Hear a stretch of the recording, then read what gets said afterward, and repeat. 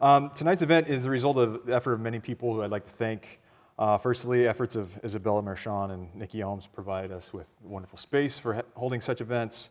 Jonna Fisher, Linda Johnston help with travel and procurement, things of that nature. Brandon Logan of Cremedia does a great job with video and editing our events, as well as building our website and general tech consultation. I can call him up and say, hey, the thing's not doing the thing, and he helps me. I also want to thank our talented GWF undergraduate fellows for their eagerness to learn and to share these opportunities with others through word of mouth, on social media, helping with advertising and things of that nature. And we also thank our generous donors for the many ways they make these events possible. We also owe a tremendous thank you to Robert Ingram, the founding director of the George Washington Forum, for not only inviting tonight's guest, but helping to build a very vibrant forum that continues to grow and to evolve, fosters learning, generates curiosity, and builds understanding between diverse viewpoints. And so we wish him great success at the University of Florida. So, tonight's guest, Michael Munger. Yeah! Yeah! Yeah!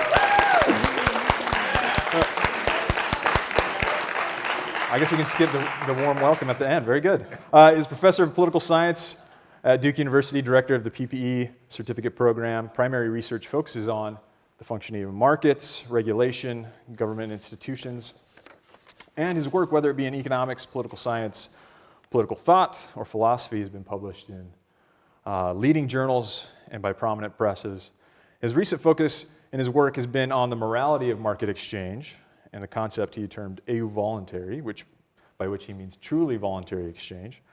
And in this work, he addresses issues of justice, and in particular, he attempts to resolve the apparent paradox that although individual exchanges are just, the aggregate outcomes are perceived as arguably unjust. So Professor Munger's proposed resolution rests on the distinction between exchange as a means of mutually benefiting one another and the disparities in economic and political power that precede market exchange. Professor Munger has taught at Dartmouth College, University of Texas, University of North Carolina, as well as working as a staff economist at the Federal Trade Commission during the Reagan Administration, past president of the Public Choice Society, and you may not know this, holds the record for appearances on Econ Talk, a very popular podcast with Russ Roberts, somewhere around 43 episodes out of a total of 875, so roughly 5% of all episodes, right? And his acting debut as a security guard in the Keynes versus Hayek rap video titled Fight of the Century has been viewed several million times on YouTube. Once again, let's give a round of applause. Warm welcome to Professor Mike Munger.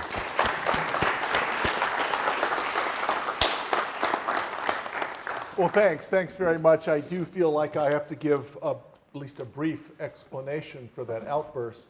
He didn't mention the most embarrassing thing, which is that I ran for governor of North Carolina in 2008 as a third-party candidate and discovered that the only way that you can get applause as a third-party candidate is to lead them yourself.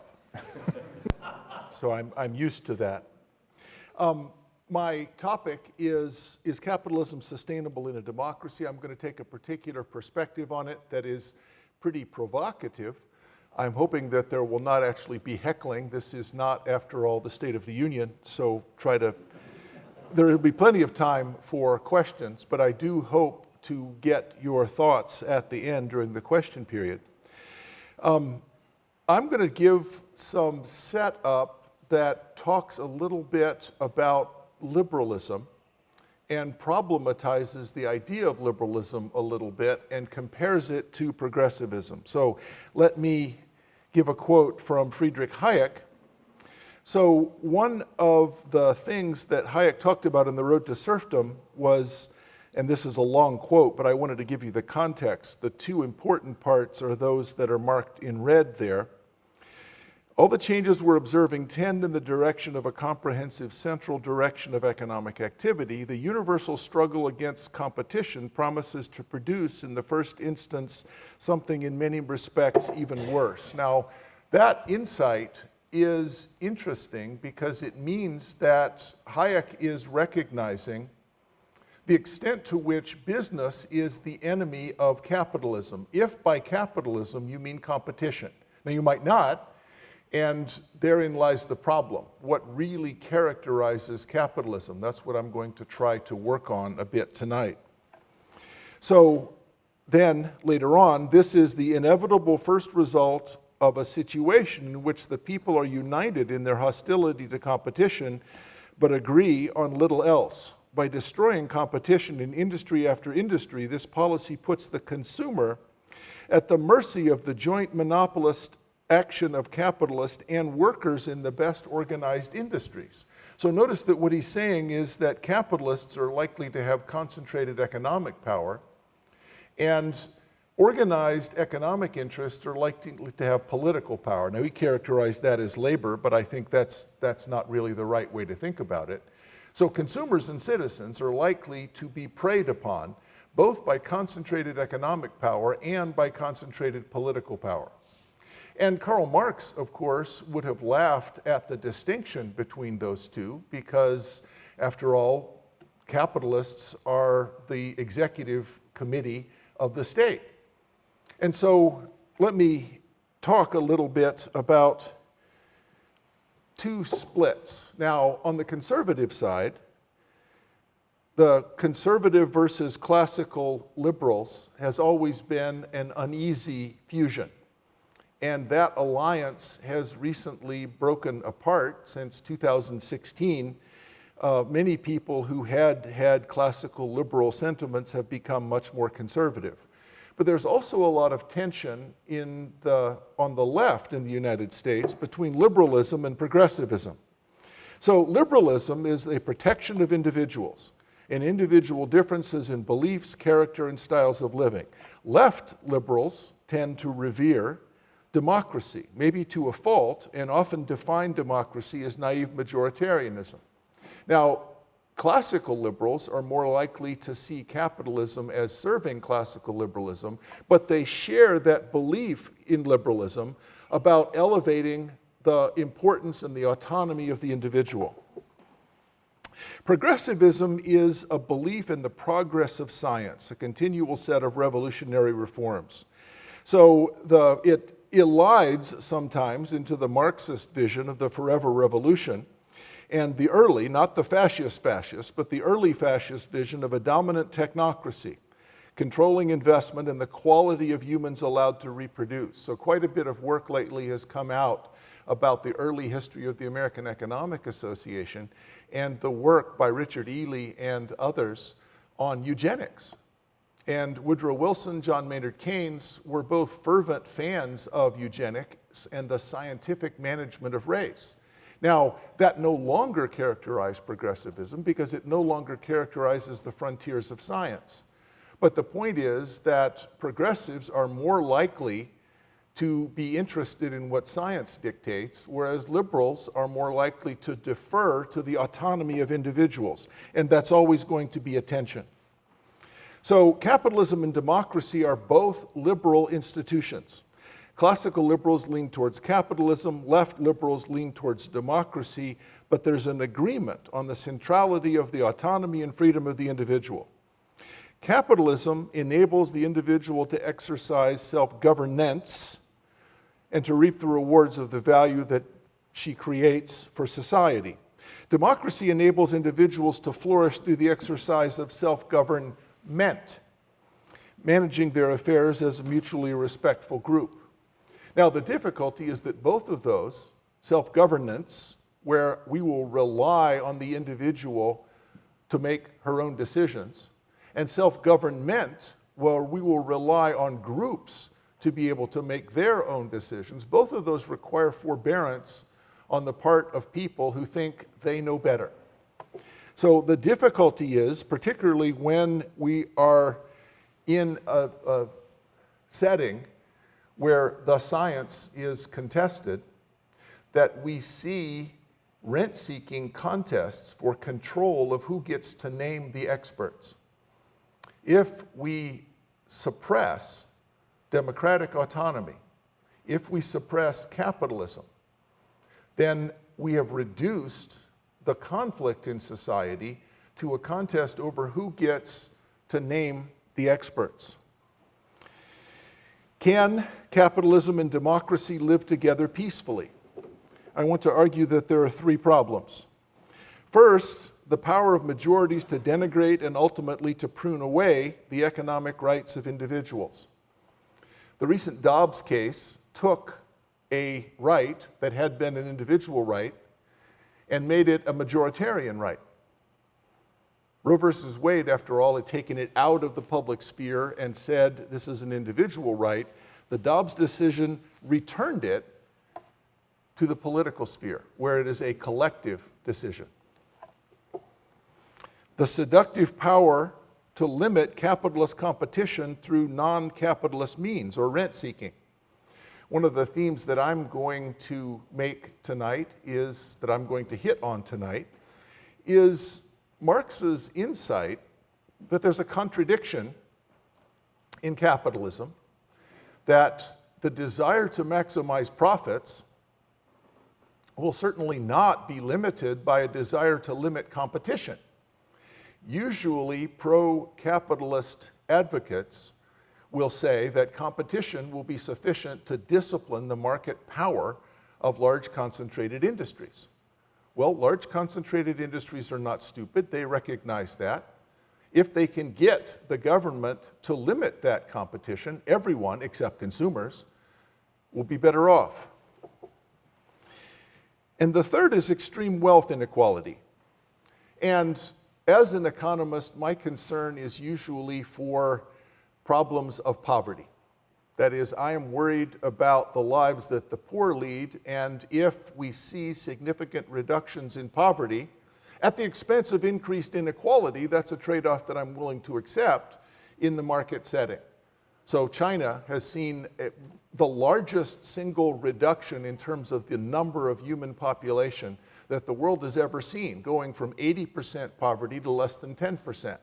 They've also seen a gigantic increase in inequality. So the difficulty is that that increase in inequality is likely to create tensions within the market setting, but it's really going to create tensions within the democratic setting. So even if extreme wealth inequality is not a problem for markets, it is a problem for democracy because power metastasizes. To the extent that capitalism creates inequality, it's going to create problems for democracy. So, some evidence for my claim about progressivism. John Dewey famously had a quite charming faith in democracy for solving this problem, but his notion of democracy required education first. So the state has the responsibility for creating institutions under which individuals can effectively realize the potentialities that are theirs. So far so good, human flourishing.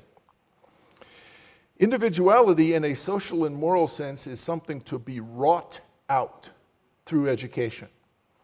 So individuality is actually the enemy for this kind of notion of democracy.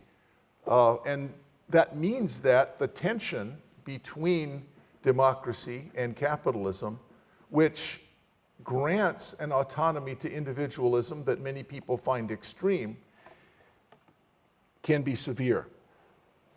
So I've been surprised. My estimate is that approximately 0 out of every 10 Duke students can give any kind of coherent argument for capitalism, including those who say that they favor capitalism.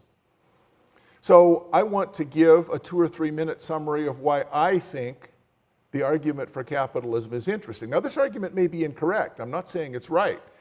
Or there might be counter-arguments that are sufficiently persuasive that you would decide, no, let's not go that way. But before one can study radical responses to capitalism, one should understand the argument for capitalism. So here goes. I put together a set of contracts with input suppliers. I find suppliers of labor, steel, electricity, plastic, wood, and I execute voluntary contracts with each of those people. Now, as was said in the introduction, I have tried to problematize the idea of voluntarity, where the degree of inequality and bargaining strengths might be so great that it would no longer be voluntary. But if I go out into input markets and make all of these purchases with voluntary contracts, we know that I have made every one of my input suppliers better off. How do we know? Well, they had some other opportunity to sell their labor, their electricity, their plastic, their wood. They chose the offer that I made over all of those opportunity cost investments. I then take all of these inputs and I combine them in my factory, and then I sell them in an output market. In that output market, consumers likewise have other things that they could purchase. If they buy the product that I'm producing, it must be that they value it at greater than the price. Economists call this measure consumer surplus. It's very difficult to measure. It's hard for us to know how much value is being created, but to the extent that thousands and thousands of people are buying something, we know that an enormous social value has been created. So already I have created two big sets of social value. One is all of the input suppliers are better off because every one of those contracts made the input supplier better off than any alternative sale that they could have made. I then sell my product in the output market, and all of those consumers are better off as a result of engaging in that exchange.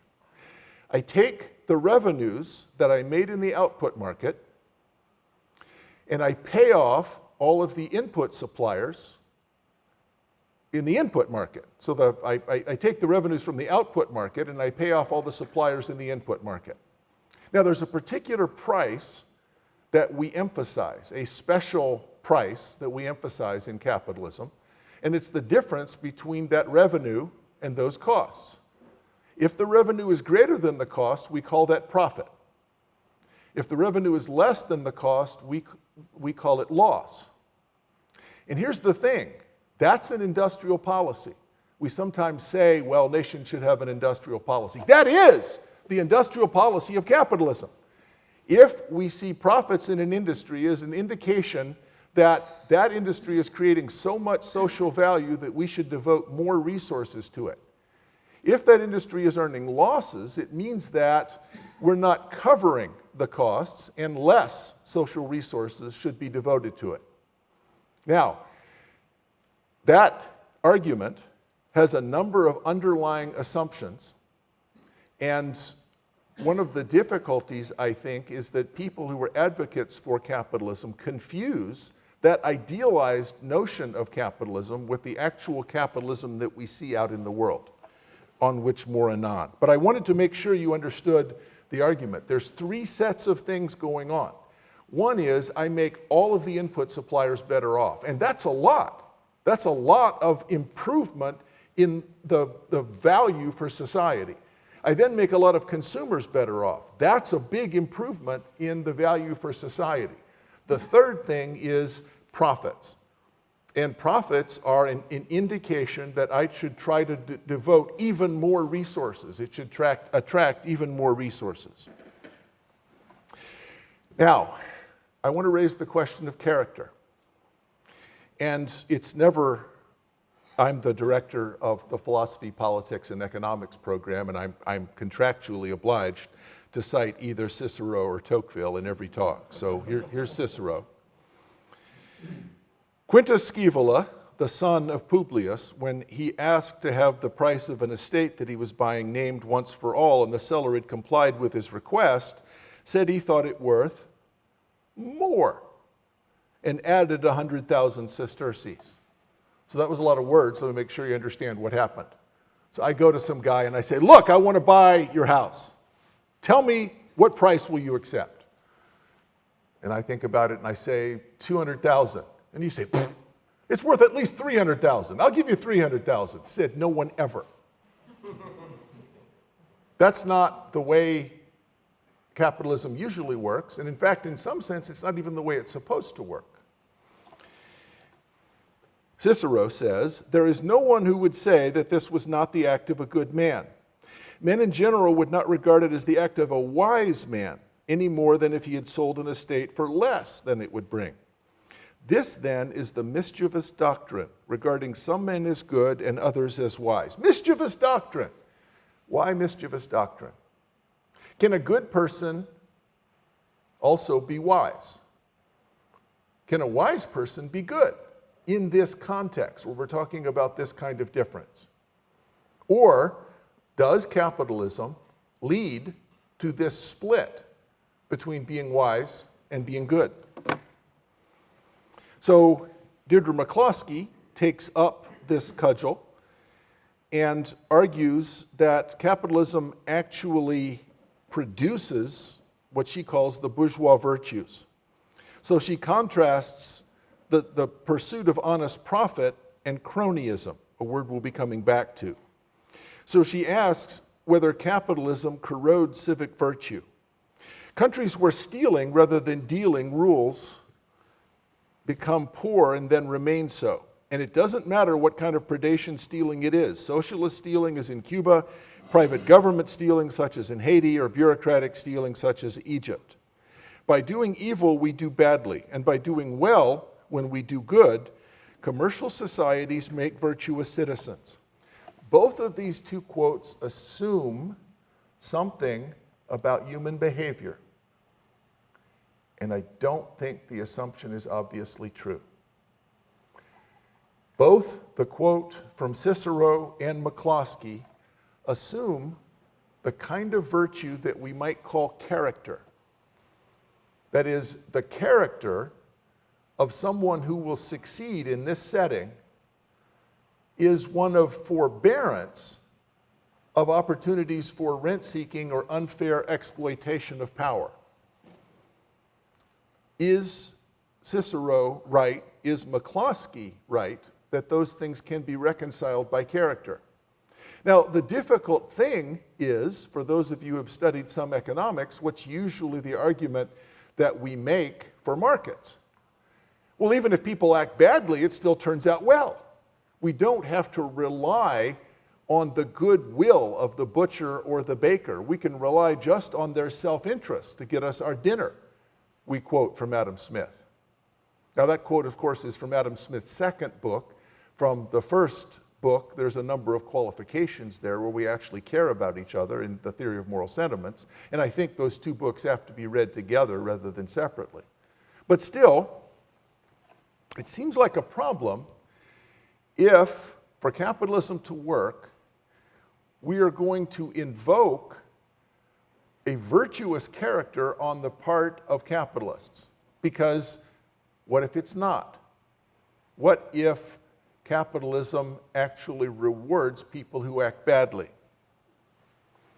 So that notion of character, Israel Kirzner, I have to thank my friend Pete Betke for talking about this in terms of character. I'd not thought about that before. Israel Kirzner characterized entrepreneurship as having two aspects. One is a convergence towards a single price or arbitrage where I will try to buy low and sell high. But that's, for Kirzner, not really the essence of capitalist entrepreneurship. The capitalist entrepreneur, for Kirzner, is primarily engaging in having a character of alertness, the ability to see around corners. So alertness and profit-seeking is a discovery process, but at a higher level than prices. If I just see that there's a disparity in price and I buy at the low price and sell at the high price, I'm improving the efficiency of markets in some sense. But I'm not really accomplishing much that's good for society. If I make a new product, then I'm creating value of the sort in my initial example where I have a vision, I put together a lot of inputs, I then sell this in output markets. That's something new under the sun. That's actually a new creation of value. So prices work out the value of existing resources. Profits reveal the value of products and resources that exist only in the imagination of the entrepreneur. That has to be the defense of capitalism, is that it rewards profits that are created by marshaling products and resources that exist only in the imagination of the entrepreneur. And Steve Jobs certainly thought in this way. Steve Jobs is someone people point to as being an entrepreneur. You can't just ask customers what they want and then try to give that to them. By the time you get it built, they'll want something new. And then, interestingly, 1998, almost 10 years later, in the end, for something this complicated, it's really hard to design products by focus groups. A lot of times, people don't know what they want until you show it to them. So if you ask people what they want, they can't imagine that. They're not entrepreneurs. Henry Ford may have said, I think this is also probably apocryphal, but let's suppose Henry Ford actually said, when someone said, well, why don't you ask people what they want? Why don't you just make black cars? He said, look, if I'd asked people what they wanted, they would have said faster horses. Well, that's probably right. It's hard to imagine something like a car until you've seen it.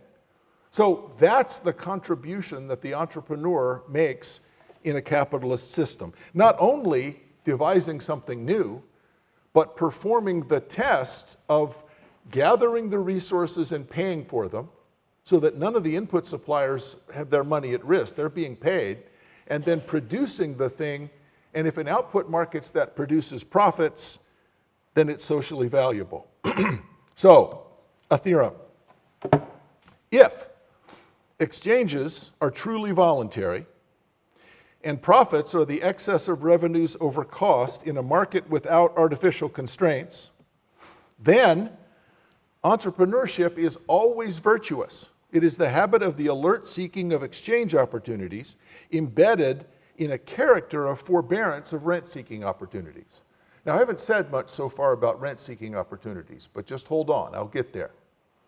But this is the claim that I want to make about the argument for capitalism, that entrepreneurship is not only socially valuable, but actually virtuous in a character sense.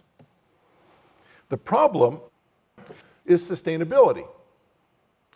Now, suppose that I am an owner or manager of a corporation. I have a fiduciary duty to earn accounting profits.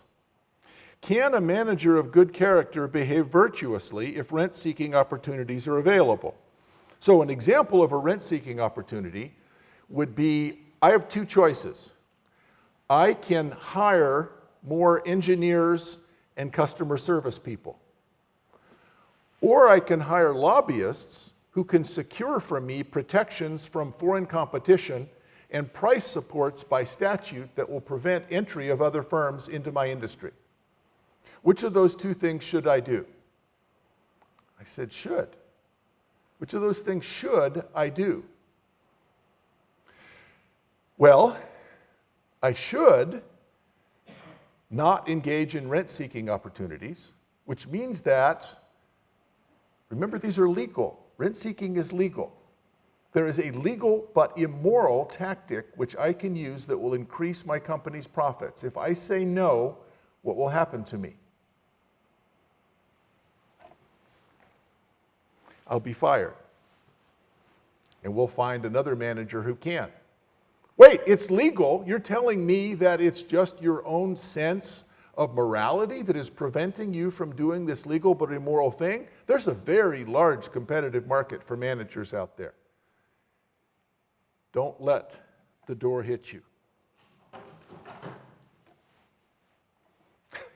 It's okay, you don't have to leave.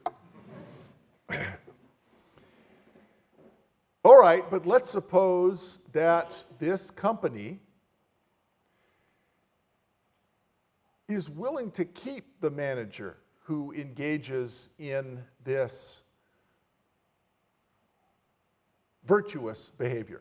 The manager says, I refuse. I'm going to hire engineers and I'm going to hire customer service people. We're going to make better products and sell it at a lower price. We're going to make profits the old-fashioned way. And the person's not fired because the stockholders say, yeah, that seems like that's great. Good for you. Suppose that I'm a corporate takeover artist. I can go to a bank and say, this company has assets that are underperforming. There is a legal but immoral act which I can take on the first day that I own this company. We will use lobbyists to dramatically increase the profitability of the company by using political means to insulate it from competition. And the banker says, sounds good to me. Yes, I will loan you $10 million. I borrow the money. I use it to buy the stock. Now I have new stockholders, and I fire the virtuous manager. Now notice that neither of these two competitive mechanisms, the competitive market for managers or the competitive market for mergers and acquisitions, neither of those is outside the logic of capitalism. I'm not making some other kind of argument. Those are both well within the logic of capitalism. Both of them are corrosive to the kind of virtue that would be required to sustain the kind of naive argument for capitalism that I made at the first part of my talk tonight. Is capitalism sustainable? Well, notice that I have implicitly said that in a democracy, members of the legislature, in order to get reelected, have to seek campaign funds. They would like to be able to get promises for large voting blocks. You might argue that, wait, members of Congress won't do that. Yes, they will. Their job is literally to get reelected. So again, competition is working against us. There's three kinds of competition that are working against us here for capitalism to be sustainable in a democracy. One, the competitive market for managers. We will find someone who will do this legal but immoral act, which will increase our accounting profits. It will increase our accounting profits, but it will break the link between profitability and social value. If that doesn't happen, we will use the market for mergers and acquisitions to acquire these assets and redeploy them in a rent-seeking contest. Even if that were a problem, we can expect that the competition for re-election among members of Congress would result maybe even in the active pursuit, but certainly the passive acceptance of blandishments from organized interest groups to intervene in capitalism to break the link between profits and social desirability. So, you may remember in the fourth Star Wars movie, Grand Moff Tarkin got bad news. Commander says, "We've analyzed their attack, sir, and there's a danger. Should I have your ship standing by?" And Governor Tarkin says, "Evacuate in our moment of triumph? Ha ha! I think you overestimate their chances." About 5 years ago, I realized that I am Grand Moff Tarkin. Because I have often been very critical of my good friends on the left. They'll say, "Oh, socialism's great, we should have socialism." And I say, be serious. Venezuela tried socialism. That shows you what happens when you try socialism. And my friends say, "Oh, well, that's not socialism. That's not real socialism. That's some degenerate form of socialism. That's not real socialism." Okay, look, that's what socialism becomes. There are no checks on power once you get centralized authority over the means of production. Centralized authority over the means of production is going to lead to something like Venezuela. Now, I may or may not be right about that, but the point is I made that argument and believed it. So, I was following this on Medium 6 years ago now. And someone had read an article and said, "However, in my opinion, the most important problem of capitalism that you didn't mention is lobbying." And the response of Tyler Hoga was, "That's not capitalism, it's cronyism or corporatism. It's the opposite." Yeah, but what if it's what capitalism always becomes in a democracy? If I can make that argument about Venezuela, then people on the left can make the same argument about capitalism, that it has a tendency. Now, the paper that I published on this subject a while ago was called "The Road to Cronyism." And I was imagining what a Friedrich Hayek, but of the left, might have said about capitalism. There's a tendency in capitalism towards cronyism. And in a democracy, it's much worse. So, a $1 trillion monopoly. Betsy DeVos will let one company hand all federal student loans And Norm Eisen says, come on, that's not capitalism. That's crony capitalism, said Norman Ornstein. That distinction seems to satisfy many of my friends on the right who want to defend capitalism with semantics. Everything that they don't like, well, that's cronyism. That's not capitalism. Why would you think that capitalism is going to restrain its power, since we believe that power metastasizes? It's certainly true that political power metastasizes, but you have to accept that economic power metastasizes. So the defense is always, that's not capitalism, that's cronyism. The point being that there is a danger. There is actually merit in this attack by our friends on the left. What if cronyism is an essential feature in any democratic system that tries to be capitalist? So voters are passive and rationally informed. Individual politicians benefit from cronyism. Individual corporate CEOs benefit from cronyism. The only hope would be for one of those groups to act altruistically, putting the public good ahead of their own welfare. But that's the one thing that, from a public choice or market economics approach, you cannot invoke. Because the point of the public choice part of political science that I represent is we're not allowed to assume virtue on the part of government officials. Government officials are just like the rest of us. Well, damn. If that's true, then the defense of capitalism doesn't work very well. So Adam Smith, famously, in Book 1, Chapter 10, said, "People of the same trade seldom meet together, even for merriment and diversion, but the conversation ends in a conspiracy against the public, or in some contrivance to raise prices. It is impossible, indeed, to prevent such meetings by any law which either could be executed or would be consistent with liberty and justice." This is often quoted by my friends on the left. Look, even Adam Smith realized that capitalism tended towards cronyism. But actually, when you look at the context, what Smith is really saying is that government officials should not make it necessary for people to come together in political groups so that they can organize to achieve rent-seeking. So, in other words, a good public-spirited government official won't require meetings or trade associations. But you can't defend capitalism by assuming a benevolent dictator. The key to public choice is you can't defend the public sector by assuming a benevolent dictator. Well, then you also can't defend capitalism by assuming a benevolent dictator.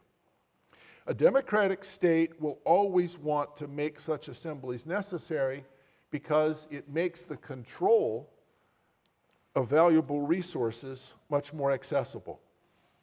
So I'm not very good at Photoshop. But in 2008, Grand Moff Greenspan got some bad news. "We've analyzed their attack, sir, and assuming altruistic CEOs is silly, while invoking a benevolent government violates basic public choice theory. Should we just admit that capitalism is unsustainable?" And this is the actual famous quote from Grand Moff Greenspan. It's often called Greenspan's mea culpa. "Those of us who have looked to the self-interest of lending institution to protect shareholders' equity, myself especially, are in a state of shocked disbelief. I still do not fully understand why it happened, and obviously to the extent that I figure where it happened and why, I will change my views.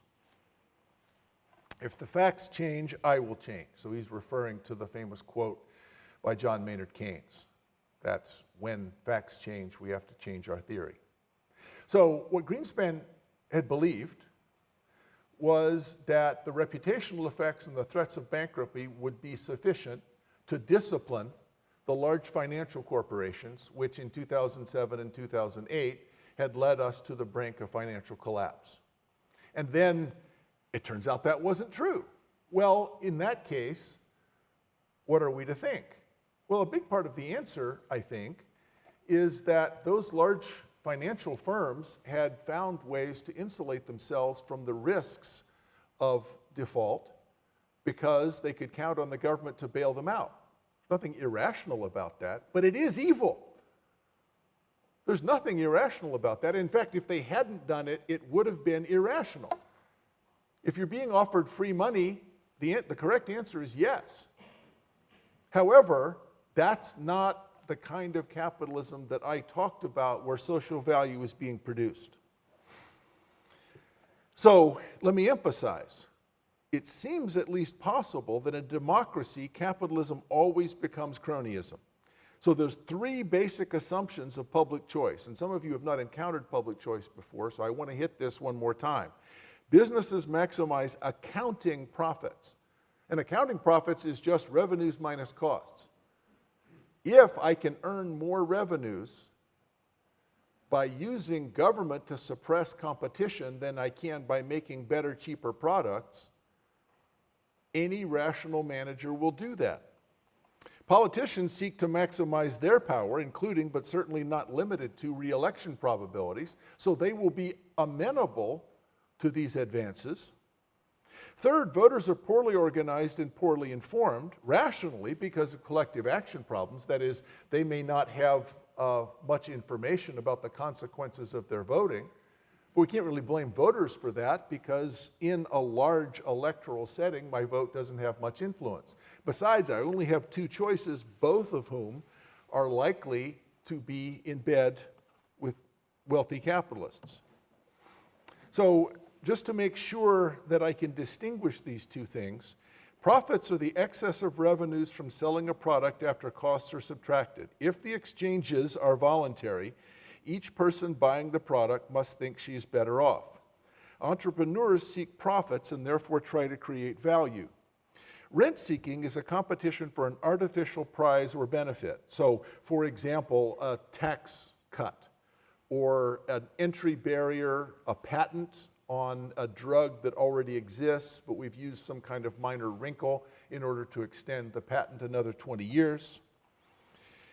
So it can be created either by taking money from taxpayers and trying to give it away, as in the case of Wall Street, or a restriction on competition that allows an artificial increase in prices for products sold.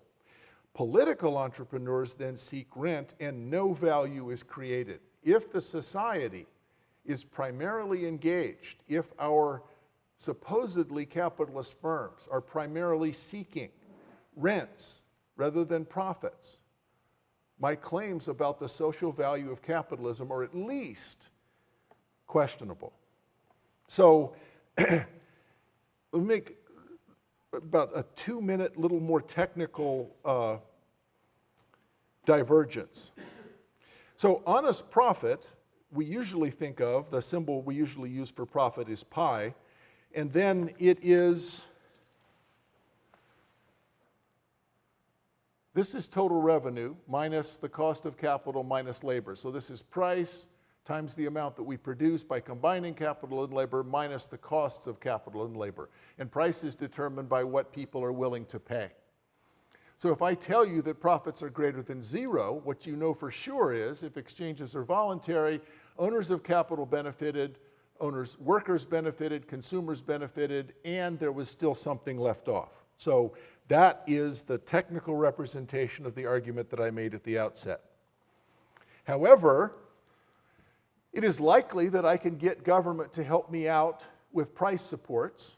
It is likely I can get government to subsidize the inputs for the production function.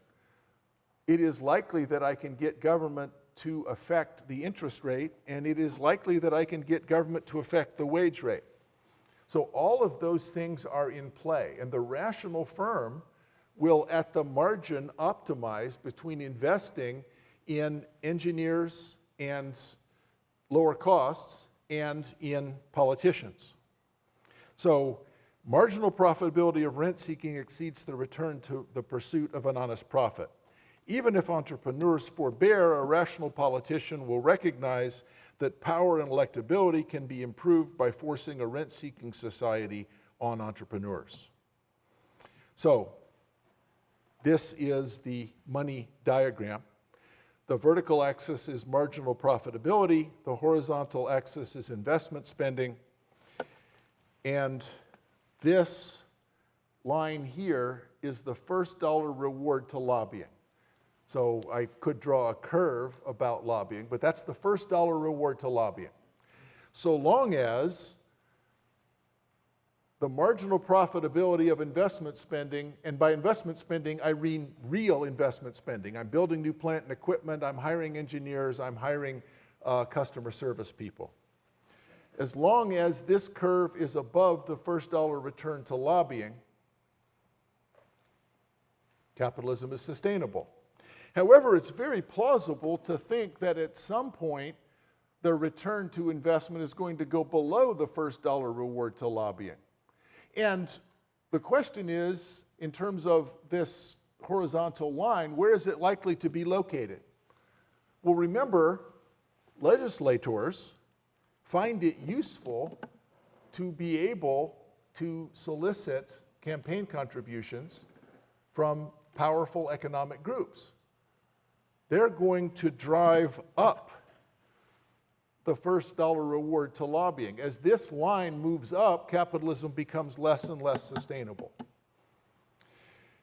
To summarize, I have made an argument, I think there's good counter arguments to my position, but for the sake of being provocative, I have made the argument that capitalism is not sustainable in an American-style democracy, that it becomes cronyism, and we're in kind of a new ballgame in trying to decide what alternative structures or what palliative measures we might try to choose instead of a kind of traditional emphasis on capitalism. Thanks for listening.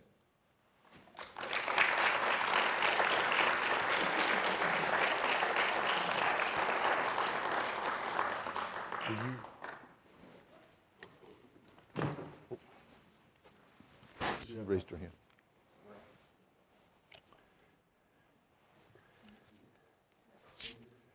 Well, I thought someone over there, yeah. My takeaway tonight is that I can say to my political opponents, real capitalism has never been tried.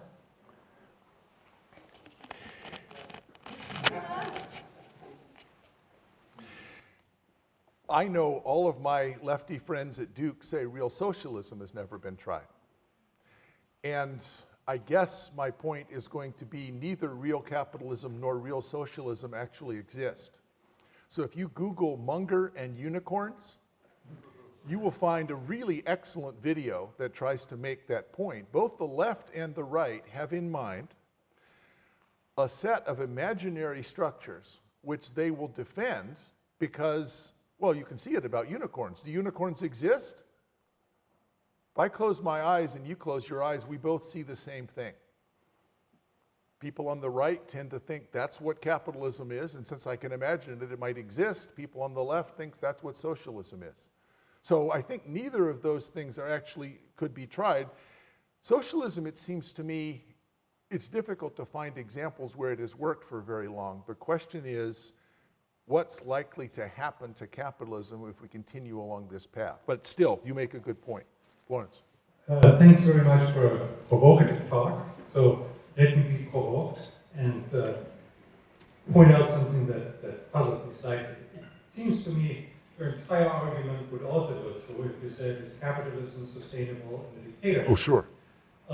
Because you haven't really sort of exploited one point in a democracy that might push back, and that is in a democracy, at least in a pure democracy, there's a check on the corrupt politician, and that is the voter. Now, you might, of course, say, well, the voter is uninformed, and how can the voter be an appropriate check? I think historically that was the role of the press, to investigate every single government. And you're willing to say that seriously with a straight face? Well, I say historically that was the role of the press. It was, past tense. Yes, I would say that historically past tense with a straight face. But I think if you put these two things together, that we have voters that are reasonably well informed, no matter where that information comes from, that would be the kind of check against the rent givers, so that makes rent seeking less feasible. Thank you. Would sustain capitalism in a democracy. Thank you. So to to foreshadow, I think there's two good counter arguments to my position. One of them is we need better voters, which is why I try to give this talk as much as I can. And I write about it, because I think that better informed voters are likely to be a check.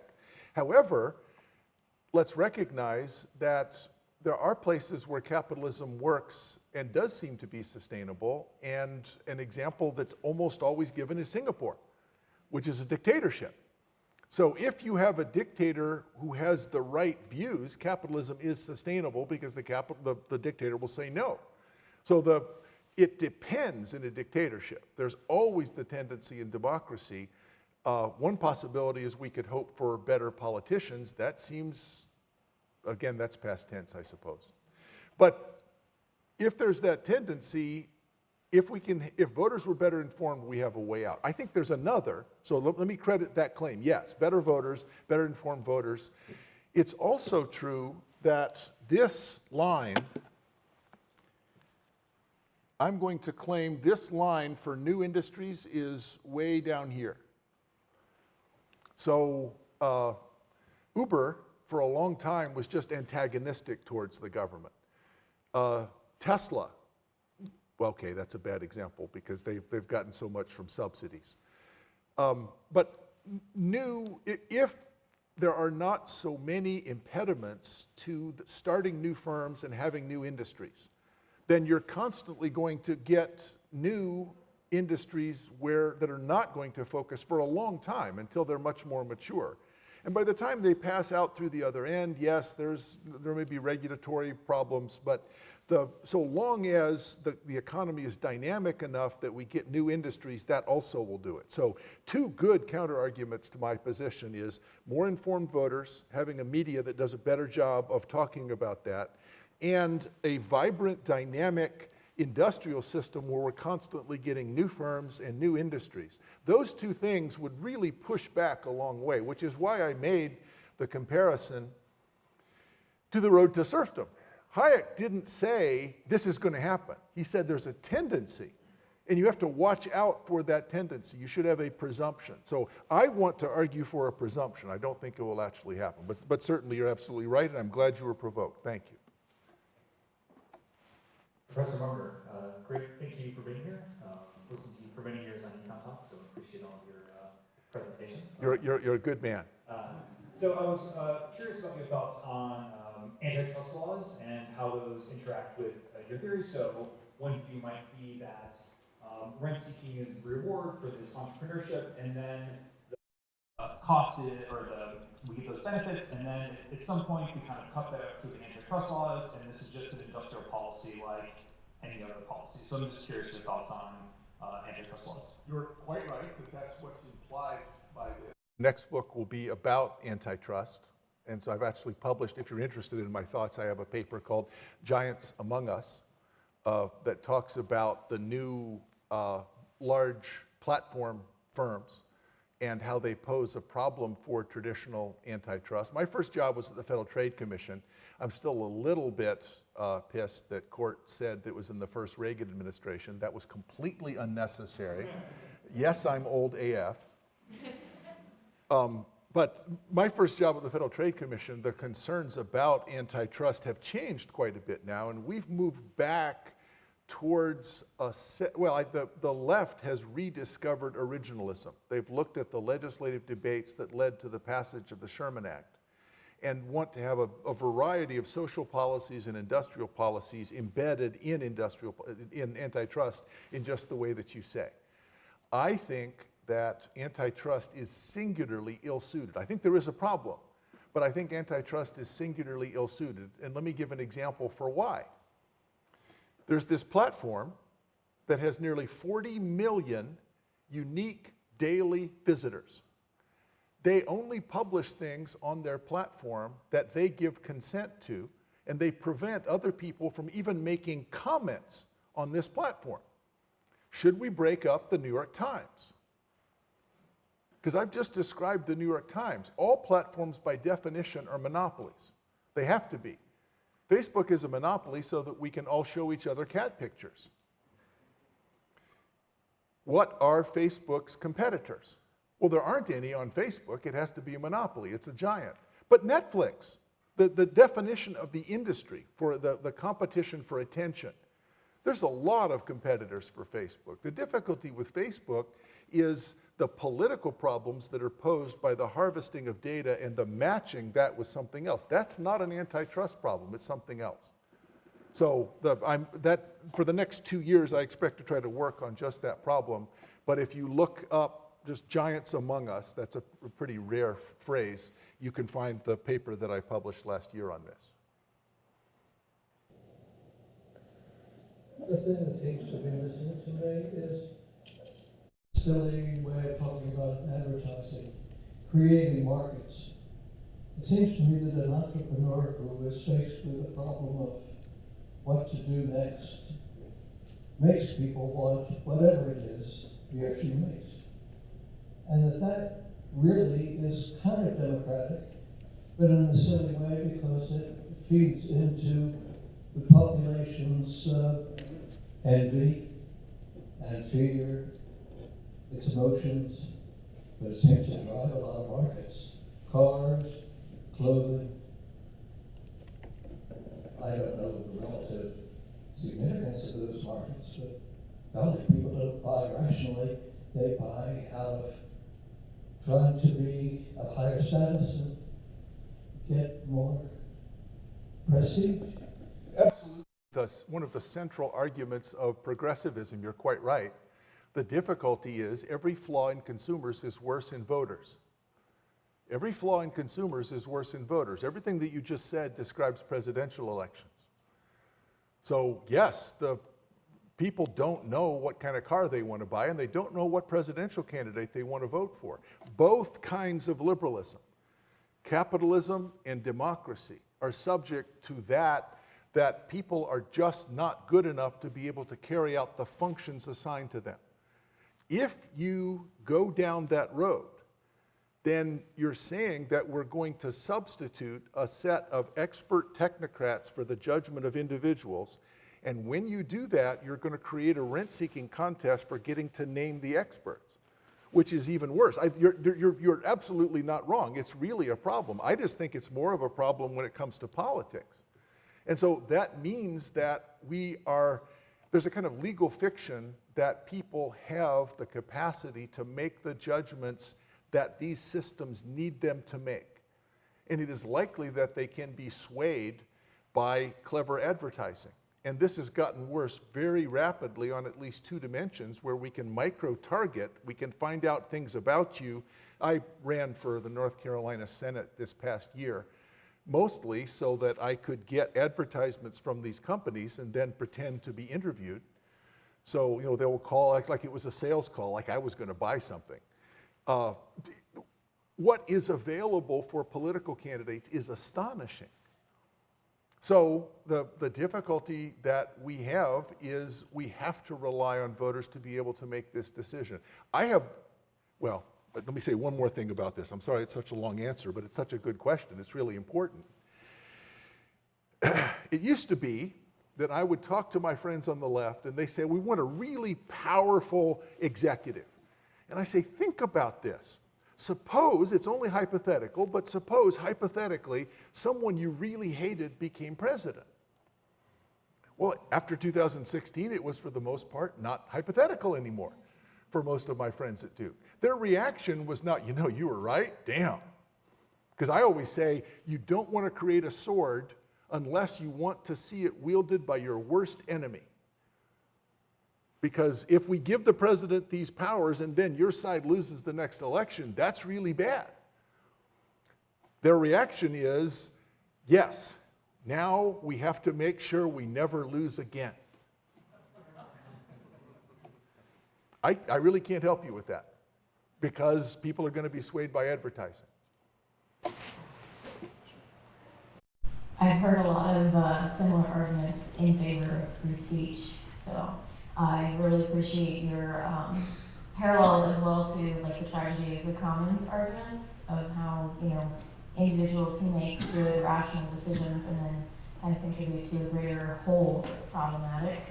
And I was just thinking about kind of alternative examples to escape the situation that you kind of outlined here with the peer democracy or even representative democracy that we have, and thinking about other systems like regionally confined cooperatives that are highly specialized, and those kinds of economic systems where you still have high degree of competition, and but you have like regional ownership, so there's a limitation to the size. Do you think that anything like that would potentially be kind of an antidote or an antidote to the kinds of tragedy of the commons of capitalism? I do think that it would. It would be a help to have local commerce zones if we can get the Congress, the U.S. Congress, to delegate that authority to local or regional authorities. But it's difficult for them to do that because by having control over it, they increase their chances of being reelected. So but that comes back to better voters. If you write something, and I hope you will, making the case that you just made, then you may persuade people that, okay, yes, I see why we need to do that. And the fact is, if you grab a politician by his voters, he'll follow. So all you have to do is persuade the voters and politicians will come along. It's just very difficult because of the susceptibility. Well, two things. I know I'm not going to determine on my own the outcome, and I'm susceptible to advertising. But still, I think there is hope in that direction, in institutional reforms that delegate authority in a more decentralized way. Yeah, thanks so much for your presentation here. I want to chase this idea of better informed voters a little bit more and wonder about better options for the voters. And you chose to run independently of Democrats and Republicans, and you spoke of the duopoly that exists there that limits the range of ideas and of thinking. And I have to tell you a little story here at OU. I'm interested in monetary reform, and so I contacted all the student political organizations, and the only response I got back from was the Libertarian group. So I went there and talked with them, and we had a really good conversation. Libertarian group? You talked to both of them? No, there were more than that. I think there were 5 or 6. But the point is that what others have observed is they were actually interested in issues where the Republicans and Democrats are interested only in getting elected. So they don't really deal with issues. And that's the problem the voters have, in a sense, they're trying to make wise choices. Well, what are responses to that? And one of the areas that we've seen progress in is this business of moving toward open primaries and ranked choice voting. And I wanted to know what you thought about that. Well, of course, I'm a big fan of ranked choice voting, but think of the problem.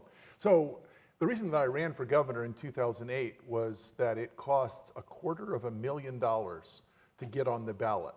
And then you have to get 2% in the general election to stay on the ballot. So my party, the Libertarian Party, had 8 times spent $250,000. $2 million we had spent to get on the ballot.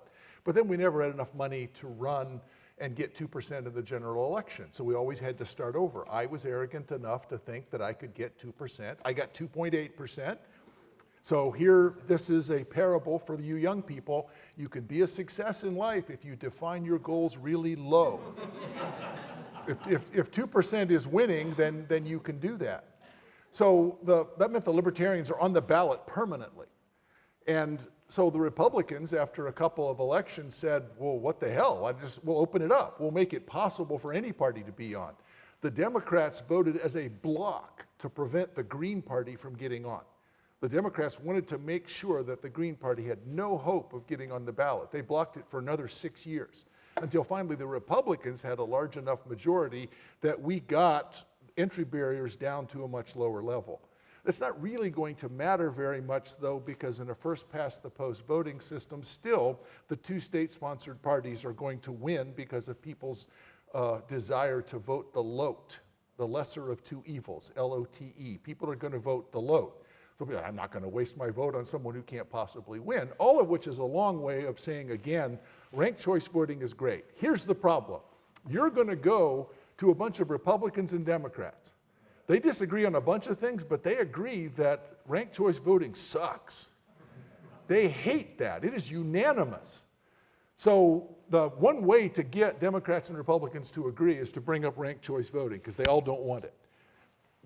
That's why we would need voters who would press for ranked choice voting, or maybe have some existence proofs where it moves, where it proves to work.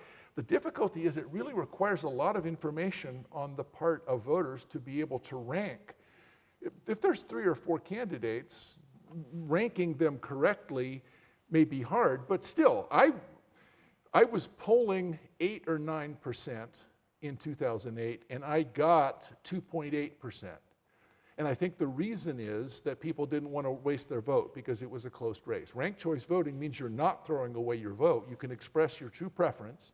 If that candidate is not one of the top 2, it then goes to your next preference. You're not wasting your vote, but you get a lot more information. So it requires more information from voters, that's true. But we elicit more information about the popularity of other positions and implicitly the unpopularity of the 2 state-sponsored parties.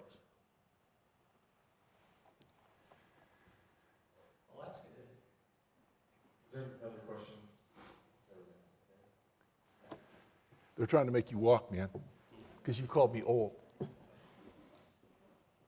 Thank you. I like Florence. And also, kind of curious about how you see us, if you see us at all, able to make changes that would bring this chart you have up here into a more sustainable model. You've given some here, political ones. What about intellectual or ideological ones? Are there things that you think, in other words, are there ideas that could spread that might reframe these challenges for us? And what would you point us towards if you could? I'm in a political science department, so it's okay for me to talk about character. I can be in favor of character. I should think that I am able to say we can emphasize the importance of right action. And so, as far as I can tell, in business schools, when there's an ethics course, there's a list of people who got caught, and they read them to find out how not to get caught that way. So you have a bunch of ethics violations, and at best, you're saying, okay, don't do this. Aristotle defined a set of virtues and vices, and then said that our character is the set of virtues and vices that have become habitual through constant application. The reason I talked here about Israel Kirzner is his view of entrepreneurship is that we can cultivate a habit of awareness of new products. As long as we have new products, and as I said in my answer to Florence, that's enough to drive at least a lower bound on the amount of cronyism that we're going to see. As long as entrepreneurs are excited about the intellectual project of creating new and exciting products, not only are they going to be able to earn profits, but they'll be doing something that's socially important. And I think we have lost that sense of social importance, where a lot of people think if I work for business, that just means that I've sold out.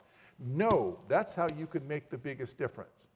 And so emphasizing that that's the importance of business training is what we can accomplish intellectually. And that was the reason that I brought up character in Israel Kirzner, because that is a direction that many young people are going to find exciting. Yes, I want to be part of that movement. So sort of a pre-fatalist Schumpeter. Wasn't going to bring up Schumpeter. Schumpeter's answer to my question is pretty simple. No, we're doomed. It's not sustainable in a democracy or not in a democracy.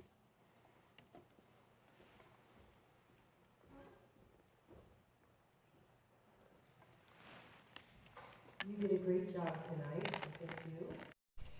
I'm in the healthcare field, and I'm learning a lot about when Joe Biden is going to end the emergencies. And my concern is how is that going to affect the political views, and you're talking about capitalism,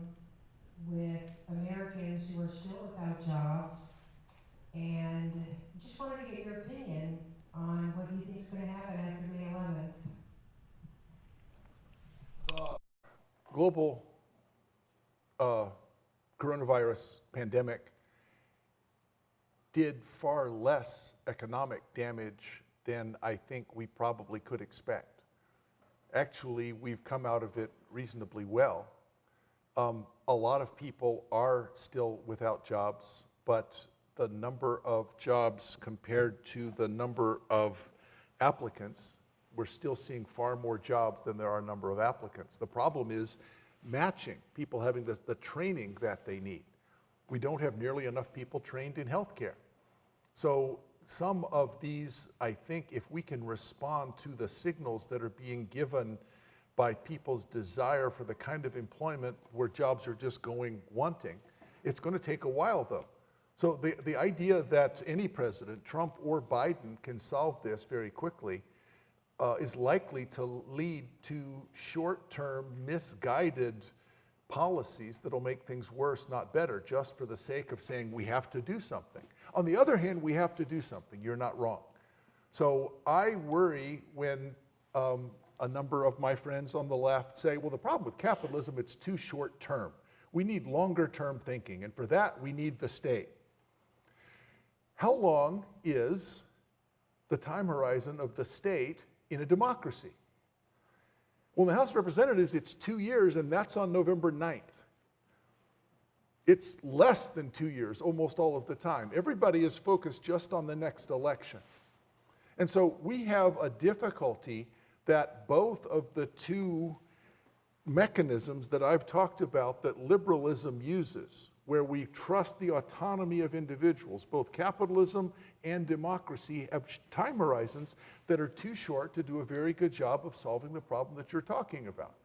So I think my hope is we can see leadership from universities that can say, if we offer this kind of training program, if we offer this sort of certification, 3 or 4 years from now, people will be taking those jobs that right now are going wanting.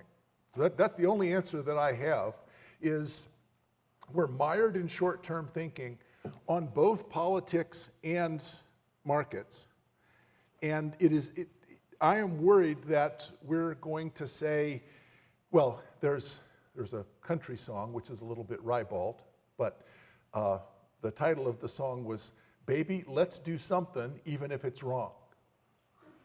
Well, no, let's not. If it's wrong, we'll make things even worse. And so we have to find the courage to say this is going to be a long, difficult process. But I look to universities to be able to lead on that.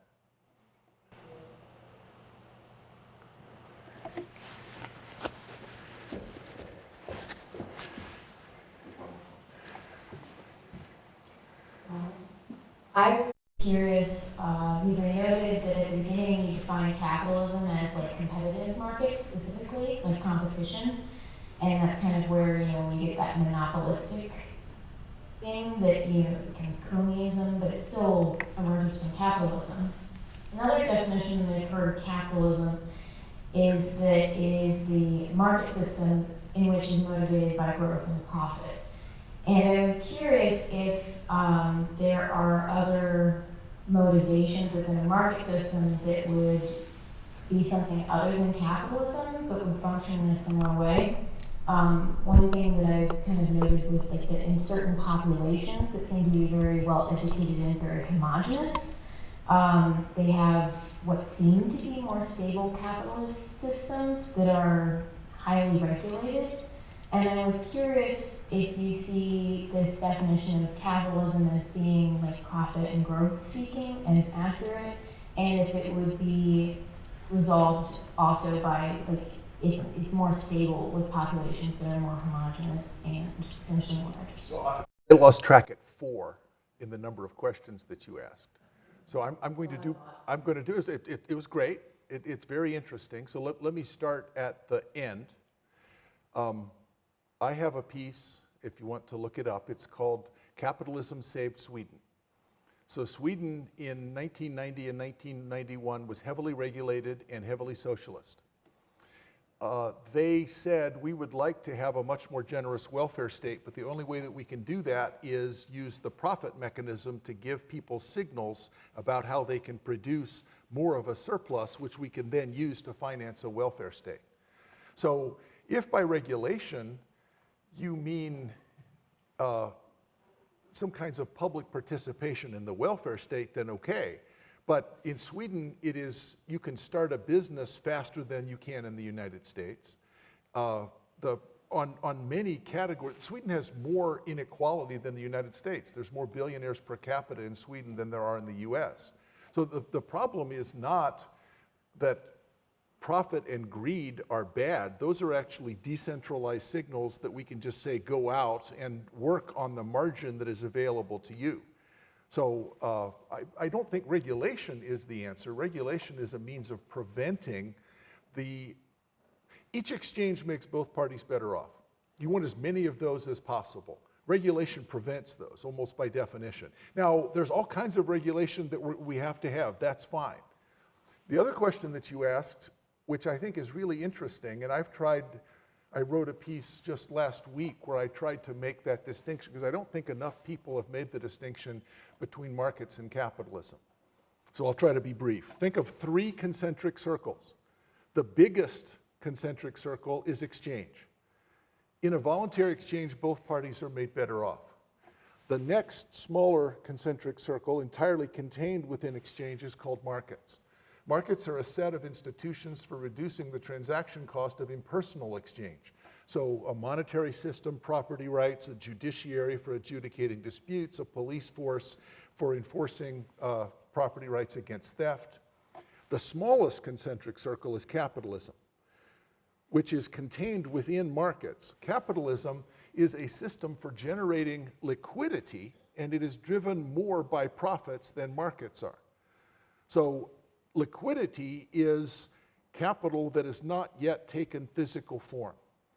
And if you have a profit idea, if you have an opportunity, being able to direct liquidity towards it rather than going to the government and having a 6-month grant application, I can get, in an afternoon, I can get $10 million in Silicon Valley. One of the great geniuses of capitalism is to direct this fire hose of liquid capital on new profit opportunities. Now, the difficulty with capitalism is that it creates inequality because of control over that highly liquid capital.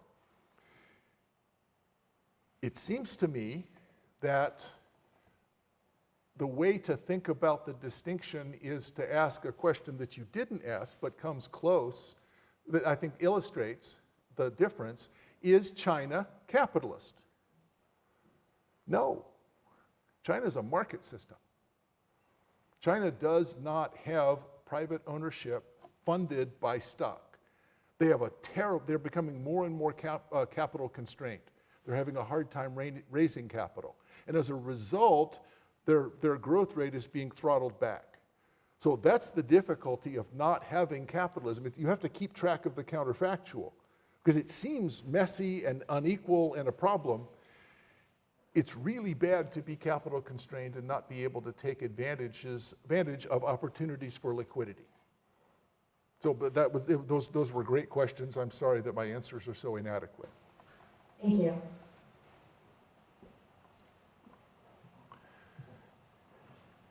Good evening. You spoke to the importance of cultivating an informed pool of voters.